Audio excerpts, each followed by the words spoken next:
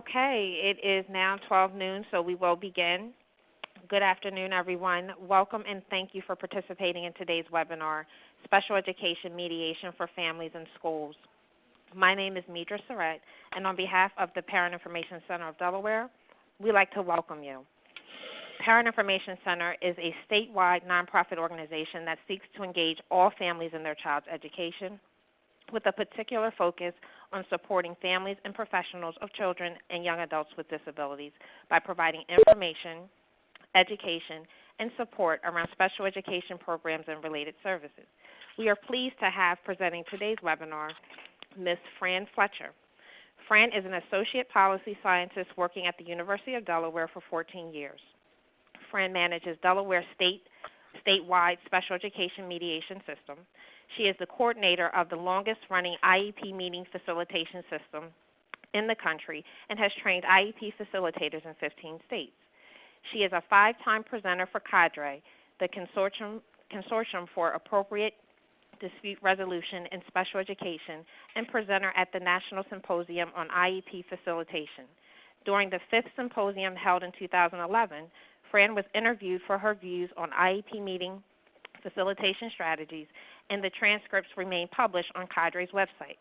She has been quoted in the national publication IDEA Compliance Alert, a monthly publication dedicated to IDEA regulation, IEP strategies, and effective special education interventions, and has been requested to speak at special education conferences in 8 states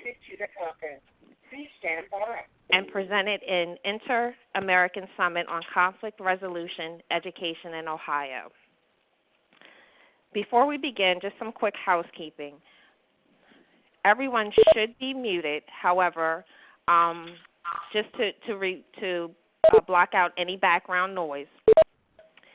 If you do have questions, we do ask that you hold questions till the end of today's conference, and if time permits, they will be addressed at that time. If you do have a question, if you could just use the chat feature to let us know that you have a question, and you will be unmuted at that time. We also ask that all questions be general in nature. If there's a specific issue that you'd like to discuss, you will be provided with the presenter's contact info to discuss offline. As noted before, this webinar is being recorded. And lastly, you will receive a survey link immediately following the webinar. Please take a few moments to complete that survey, as your feedback is essential in improving our services to family. So without further delay, Fran, welcome. Hello. Fran?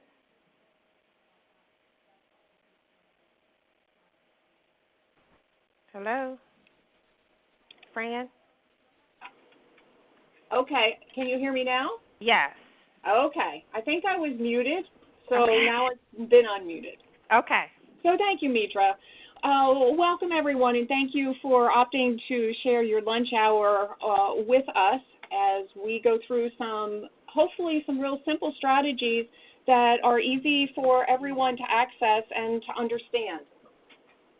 So as you heard, I've been doing this work for about 14 years, and it's work that I feel really passionate about. So I just want to help all the listeners to understand that there are options. When you think about special ed and you think about being in a relationship with a school district or a school for 12 or more years, just like any other relationship, it's going to be normal to have issues come up. If you have family, then you know that probably in the last 12 years of your family existence, there's been issues that come up. So disagreements or issues are not uncommon. They're actually normal. If you don't have one at some point, that's pretty outstanding. So it's not about not having issues. It's about how to deal with the issues when they happen. So just a little bit about the program. We call it SPARC because the real name is it's Special Education Partnership for the Amicable Resolution of Conflict. Now you know why we call it SPARC. And both the conflict resolution processes, the IEP facilitation, as well as mediation are sponsored by and paid for by the Department of Education, and they contract with our services as a neutral third party to keep them out of the situation and have a more neutral person playing the role of a facilitator and a mediator. So that's how we come to be associated with special education issues. These are brochures that you can find online. Maybe some of you have even seen them or looked at them. I can send them to you also. They are also given to school districts to hand out. I don't know that that always happens, but one talks specifically about IEP Meeting Facilitation. It talks about what it is and what it isn't, as just the same as the special ed mediation, and tells you about the same things. And again, I stress that they are free for both parents and for school districts. So let's talk about issues. So we already know that issues are normal, and there are systems of approaching them. So the school district and education in general is a system. And as you look at that, it's called the internal. So when you have a problem, and we'll say it's a problem in the classroom, so you want to look internally to try and fix the problem first, because problems or issues that become known at the earliest possible level have the greatest opportunity to be resolved quickly and before a lot of emotion gets attached to it. So if it's in the classroom, then you want to talk with the classroom teacher. And if that doesn't get you anywhere, then you want to go to, let's say, the assistant principal or the principal, but someone in the building level. If you get no help there, then your next step internally would be to go to the special ed supervisor. Now, in districts, they call them all sorts of different names. So it might be the special ed director, it could be a coordinator, but it's someone who is on the district level. They are not in the school dealing with day in and day out issues. They are actually the supervisor of the entire special ed services within that school district. So that would be your kind of last level of people to approach when nothing can get resolved within the school. You step still within the internal system, but go to the district level. Then your external is like me. In this program, you want to give our office a call. There's more than just me who does this work, but we are outside. We are not connected with your school or your district in any way. And then, of course, the legal procedures, your procedural safeguards, those big, thick pieces of stapled papers that you get offered all the time when you go to your meetings. I think it's pretty boring to read, and it contains really information that's important, but those are all your legal processes when everything else doesn't work. So what I've already said, I just kind of outlined to remind you that always try to do it internally. It's the least stressful way to try and get communication, to get resolution. I've been in this for 14 years, as you heard, and nobody likes any conflict. I'm probably the only person that likes conflict because it doesn't involve me. But everyone in the school really, for the most part, I would say, has the interest of the student at heart. Doesn't mean that you agree with that. It just means that going within the school system to try and resolve it is your first and best avenue. So when that doesn't work and you feel like you need to go outside, again, you can call this office, or you can actually call the Department of Education to get to our office, and our numbers are all in the brochures and at the end. But you have to figure out what it is you want. And a lot of times parents don't know which thing they want, what process they want, until they have a conversation about it. So a lot of my time is spent on the phone with parents as well as school districts, because I get those same kind of requests from teachers, from special ed directors, from educational diagnosticians that will call me and say, we just had an IEP meeting and it didn't go well, and I'm not sure what to do next. So they'll talk to me, not without divulging confidential information, but talk in general terms about what happened and what didn't happen and what they would like to see happen. So an IEP meeting facilitation is when a neutral third party comes to your meeting to help facilitate the conversation. That's what IEP facilitation means. So if I come to your IEP meeting, I am not a member of your IEP team. I am not involved in making decisions, making suggestions. I'm the person there that knows the least about your student and your child, so I don't do any of that. We're going to talk in a few minutes at another slide about what else is involved in there, but as a neutral, my focus is helping the level of communication, because communication is the number one thing that I hear from parents and teachers and educators in general who will say, I can't get anywhere and I don't know what to do. So then there's this other thing called non-due process mediation. So parents in schools can have mediation simply because they want it, because they ask for it. So the legal processes will also give you the offer of mediation, but you don't have to go that direction to want to do a mediation. And we're going to talk a little bit about how that is different from an IEP facilitation. But just in general, mediation involves a neutral third party as well. The process is a bit different than an IEP meeting. In an IEP meeting, the process is all about the school and their processes of going through the forms and doing goals, and one step comes after another, and then finally at the end there's this conversation about placement. That's the school's process. In mediation, it's a mediation process, so we'll talk about that. And then, of course, you can always file a state complaint or administrative complaint.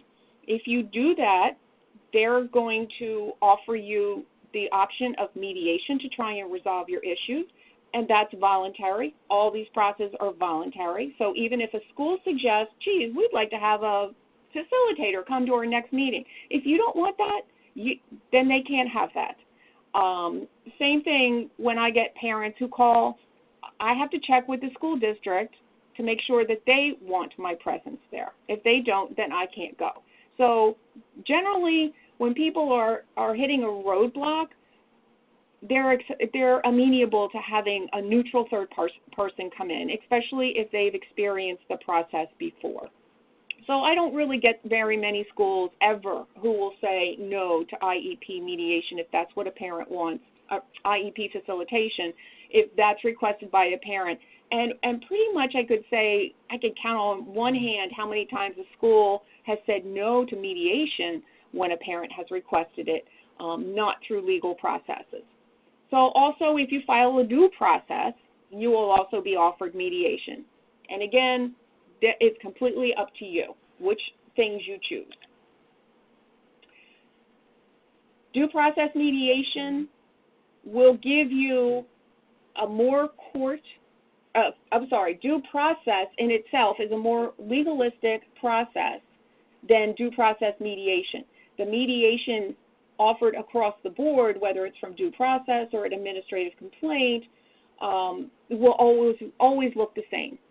So going to a due process hearing is where all the attorneys, you don't have to have an attorney, but generally attorneys will be subpoenaing people to talk. They're going to want disclosure of all documents ahead of time. You're stepping into a very legalistic and oriented process of which you have less control as a parent or an educator, because you have a three-person panel there who is going to make a decision based on all the evidence and testimony presented about right and wrong and steps forward. So that's the legalistic side of the due process hearing. But mediation under due process or administrative complaint is not like that at all. It's a very informal, and while I can't tell you that it's comfortable to do, because when people get to mediation, emotions are already starting to be seen, unfortunately, and that's okay. Mediation is a good place to be emotional because you get heard better than in other venues. But it gives you control over the outcome.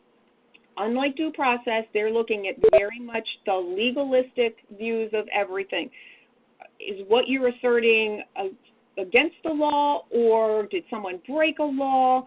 And there's a lot of black and white, but when you get into mediation, it's very gray. And schools and parents can negotiate resolutions to problems in the mediation sessions and not in the due process hearing.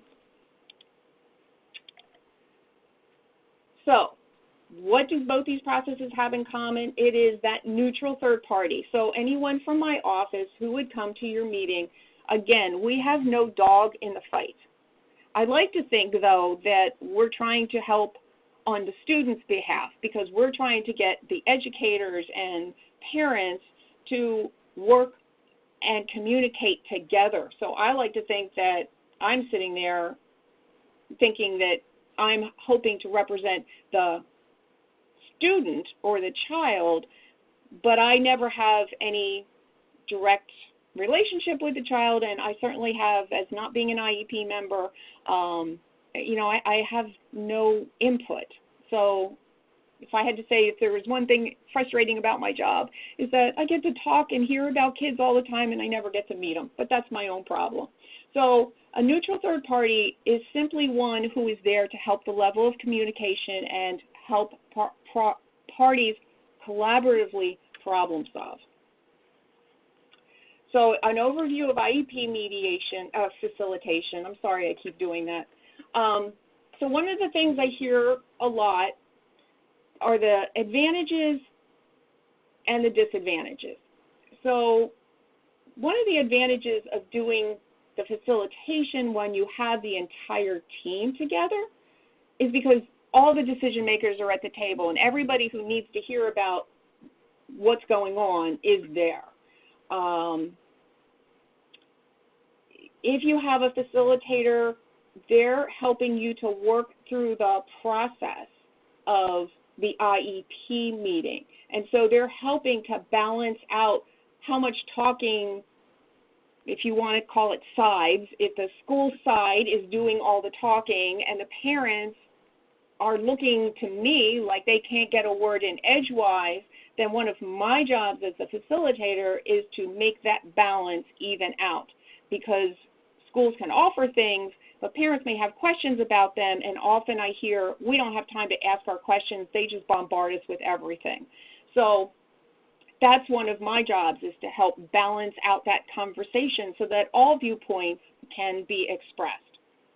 The disadvantage, and I hear this a lot from the schools, is that when I'm involved, the meeting may run a little longer. And I purposely will slow it down.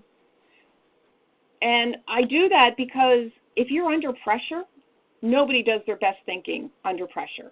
So I know that the reality of the way schools work, there is limited amount of time. However, when things get to be escalated to the point of having a third party come into the problem, you need to take a little bit more time to try and tease out all the pieces of it. Perceptions, there's a lot of perception out there that having this neutral person in that meeting is going to be judging what goes on and what decisions are made. No, I don't have any power of authority. Whether I think somebody is working in good faith or not, that really doesn't matter, because it's not about me and my participation there. It's all about you all working together. And then the other thing is that I will hear from schools and parents who will say after a meeting is done, they'll call me up and say, oh, listen, that meeting was so much better. We got so much done. I want to make sure that you can always come to our IEP meetings.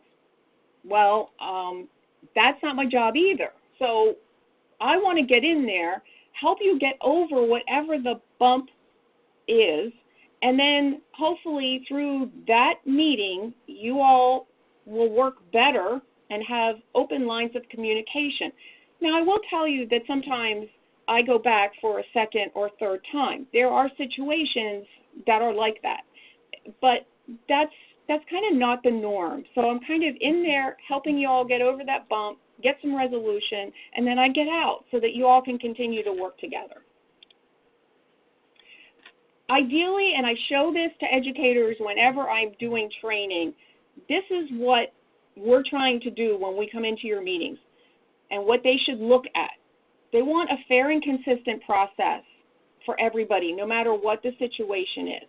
If you are fair and consistent with your process, then you can have more cooperative participation from everyone. That helps communication to improve, which in turn helps to build trust. Because once trust is broken, it takes a whole lot of time and effort to rebuild that trust. But if you start to build that trust, then you can create an effective IEP, which everyone has had a say in constructing, and because everyone's had a say and they agree in it, it can be sustained. One of the things I hear a lot of is, I have this IEP and they're not following it. So that's one of the number one reasons I get into IEP meetings, because parents don't understand, I have this document that was created by everyone and they're not doing it. So that's a number one reason why I'll get the request to come to a meeting. But this should be a very simple way of understanding what needs to go on in all IEP meetings. So again, the non-due process and due process mediation, you can simply get to mediation any way you want. You don't have to file any formal papers to have mediation. You just have to make your request known.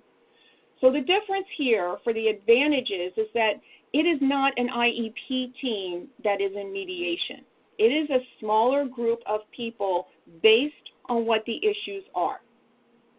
The person who will always be at the meeting will be the district level special education director, coordinator, whatever they're called, because that person has the authority to commit resources, personnel, money. They can make those big decisions.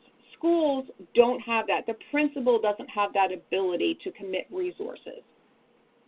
So it's going to always be the director, and it's going to be generally the principal will be in attendance, and then depending on what the issue is. If I've been to mediations just about transportation, and the only people there was a special ed director, the principal, and the transportation director. There wasn't anybody else there because it didn't have anything to do with classroom. If it has to do with related services like OT or PT or speech and language, then you would want that person there to help be part of the problem solving. But it is never, in no time, is it ever the whole IEP team. So mediation allows everyone to get very clear on what the issues are. It allows for collaboration building, and when you reach an agreement, it's legally binding. So one of my roles as the mediator is that I bring a laptop, a printer, and a projector, and there is a standard DOE form that is kind of a fill-in-the-blank form of which you put your agreement, and I am the scribe. I type what you agree to. It's not my interpretation of what you and the school are agreeing to, but it's actually your words. So my role is to type that document out. I project it on the screen so you can do it as you can read it as I'm doing it, and then I print out a document so that it's signed by both parties and each party gets a copy. So it's very legally binding, and if it's not agreed to, you have options. You can go back to mediation and remediate what wasn't working, or you can even take it to family court. The disadvantage is sometimes a mediation, folks come together, and it may not change the result. there's just no way to get agreement. That sometimes happens. And then sometimes there is a slight disadvantage to not having the entire team there, because although we go into mediation based on the issues that you said you want to resolve, and those are what we're focused on, sometimes in the course of mediation, other things come up as a consequence of it, and there's not that person there that can speak to it directly. So the fact that it's not the entire team, and all of a sudden you didn't think you had an issue with physical therapist, but now you think you do, but that person's not there. So what you would do in that situation is you can decide, because again, this is all about the parties, you can decide to stop the mediation there and reschedule when that person can come along, or you can complete this mediation and then have another one that includes that person. So in no way is it a deal breaker. So you have all these options. Which one should you choose? Well, that really is based on what your situation is, what the problems are, what you've done to try to resolve them, and what steps you want to take. There are times I'll talk to parents and we'll talk about IEP meeting facilitation, and they just tell me, no, I'm not going back and doing one more IEP. I feel like I've done more IEPs than I ever want to do. I'm not doing that one more time. Okay, so that's realistic. So then we'll look at the option of mediation, which again is available to you anytime for any reason. This is how I get requests. People call me themselves. I get parents who call for other parents. I get school districts, the advocacy groups. I get referrals from PIC and ARC, Department of Education. When they get a phone call from a parent and they can't help them because that's not part of what they do at that level, they'll refer them down to me. And any other way you can think of. I get people who just go on the website and call me up and just want general information so that they can share with a neighbor. So there's no limit on how things can get to me. So I just want to leave you with just a couple thoughts about the most common issues that I, as a facilitator or a mediator, help parties with. And the first one is clarifying the problem. You know, for myself, when I'm upset about something, I think I'm being a really good communicator, but sometimes I'm not understood. I haven't thought it all through. I just know that something is really tweaked to me and I'm upset. So one of the most valuable things we can do for ourselves in those situations is really clarify what the problem is. And when I do this training for educators, I try and explain that to them that really there's two separate issues that go on in problems that get brought up in special ed. One has to do with content. So content is all the things related to the IEP form. Okay, so all these evaluations in the data and accommodations, related services, all of those things can go wrong there. I mean, that's a ton of issues that can have a problem around. So those are very concrete. But where I get involved all the time and where things tend to go wrong is though you can have those problems, but it's in the process of dealing with those problems that things start to fall apart. 99.9%, it's all about communication or the lack thereof. People aren't listening to each other. They're not understanding. So all the process pieces are what I help teams and the parties to mediation do. And that's why you heard me say I slow it down, because all of these pieces under the process have to be handled and have to be facilitated. So I'm going to show you this next picture. So I would ask you, do you see a rabbit or a duck? Or do you see both? Well, suppose you see the rabbit, and I don't, and I see the duck. And we come together to try and resolve a problem, and we have this whole conversation not ever clarifying exactly what the problem is. I mean, if you've ever listened to Dr. Phil, you'll hear him say, you can't fix what you can't define. Well, that's very true, because you and I could be stuck in a conversation. I'm not understanding you because I don't know you're looking at the rabbit, and I'm thinking it's a duck, and so I'm going off in a different direction. So if you can remember that when you're trying to have a conversation with someone, just jumping into it sometimes doesn't work because not everybody is on the same page and seeing it from the same point of view. So think about the duck and the rabbit the next time you're trying to have a conversation in your family, because these are universal techniques. These are not just about special ed. Sometimes that helps clarify right from the very beginning. So I show you this iceberg because this represents people's positions when they go into meetings. So I will hear from educators or parents what they want. This is what I want. And I'll use one-on-one aid as an example. I want a one-on-one aid. Okay, well, possibly you've heard from the school that, no, they don't think your child needs a one-on-one aid. Okay, so that's each position. But what's important to me is what's underneath that position. What is supporting your point of view to want a one-on-one aid? I want to know everything that's underneath. And it's just like an iceberg, because although you can see what the point is, you don't know how big the problem is or what the issues are underneath to make that person want what they want.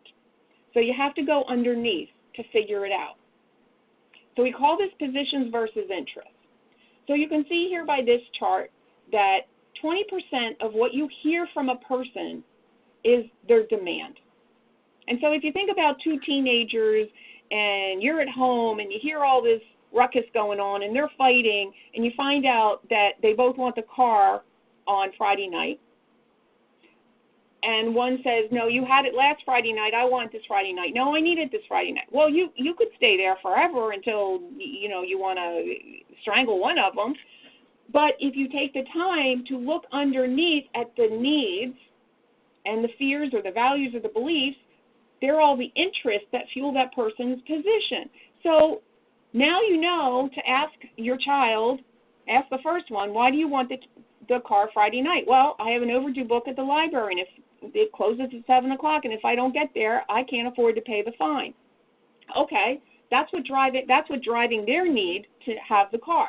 So you ask the other one, and they'll say, well, I promised my friends that I would pick them up at 10 o'clock and go to a movie.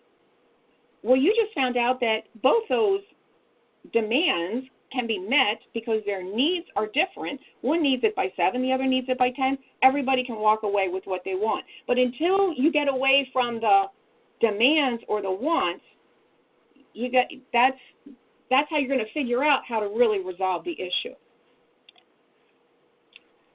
So one of the things that I've been doing with school districts lately is helping them understand their role in all of this.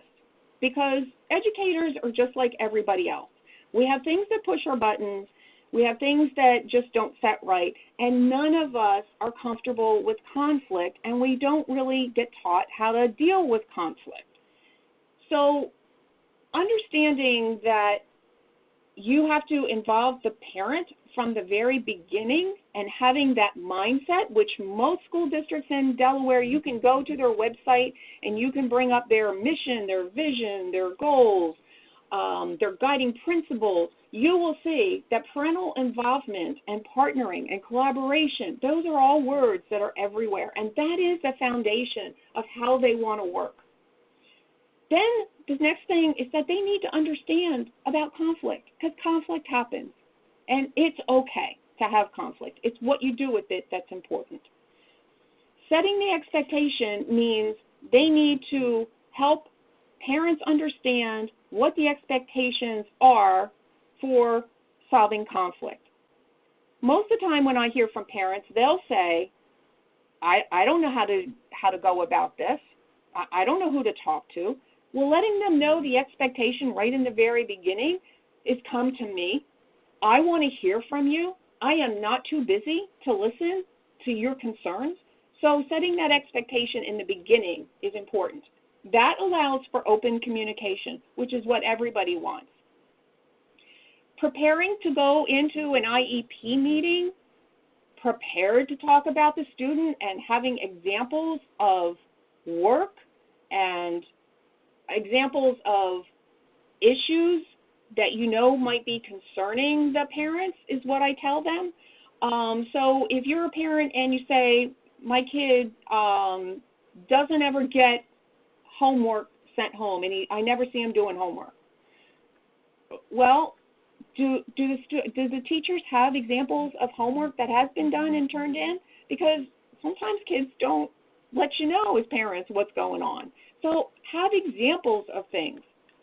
When you have those things underneath of you, that promotes collaborative problem solving, because if you have communication and everybody's prepared to talk about what the issues are, that's what you need. And then execute. If there's agreements made at the IEP meeting, they need to be followed through on. So just having a meeting be successful and reaching agreement, that's wonderful. But if schools don't follow through on it, that's a problem. So execution and then follow up. So following up, and nobody ever has time to do the follow-up, but there are schools out there that do a really good job doing email, doing short little phone calls. You know, some parents really prefer the communication logbook for being told what's going on. Those are always helpful, but follow-up is important. It's just like you didn't have this meeting and then it fell into a black hole and you didn't hear anything until the end of the marking period. Well, sometimes that's okay, and then sometimes that's not.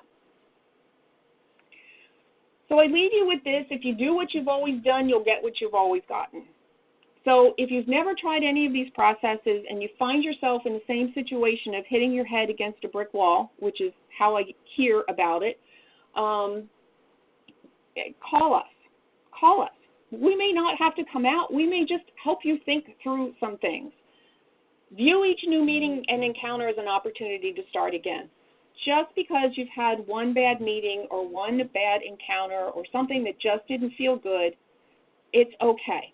You can still resurrect that relationship, because it is all about relationship building. And again, 12 years of a relationship is a really long time. So if you're starting out in first grade or elementary school with issues, trying to figure them out and trying to get them right back on track as early as possible is going to help build going forward. So collaboration is really the name of the game. It's when win-win happens for everyone. And it is the expectation that we should all have, is that we're in this collaborative partnership. You know, in my business of conflict resolution, we always talk about attack the problem and not the person. And sometimes that's not a skill that we find easy, especially if we're highly emotional about something that's happened. We want to attack the person. But attacking the problem is the more direct way that will help keep the relationship on track. Everyone knows that that's in the best interest of the student, and it doesn't have to be all or nothing. So lots of times what gets negotiated in meetings that I'm in and mediation is that while the absolute best and consensus decision may not have been reached, if there's an opportunity to try something for a short period of time, and what's the definition of short period of time? Can be 2 weeks, can be 4 weeks, can be a whole marking period. I don't know. It depends on the situation. Try that, because then you'll get more information in which to have a further discussion. So that's my short little blurb, I'll call it. Know that those options are available. please talk to your neighbors and your friends about them, because the number one thing I hear, not only from parents but from educators too, is, oh, I didn't know that existed. Or after they've done it for the first time, gee, I wish I had known about that a long time ago. So don't be one of those people that holds back the information, and use it, publicize it. PIC is great at doing that, because these are all resources to have the best educational opportunity for your child, no matter what the situation. And we're all here to work together. So that is all I have to say. If anyone has some questions, I'm happy to entertain them. Okay, thank you so much, Fran, for sharing that information. The information was invaluable, and hopefully the participants will find this information useful, and if they have a specific situation that they're dealing with, we'll reach out to you directly. If there are any questions, I will unmute the lines. I just ask that, again, if you have a question for Fran, that you keep it general in nature. So if there are any questions, feel free to chime in. The conference has been unmuted.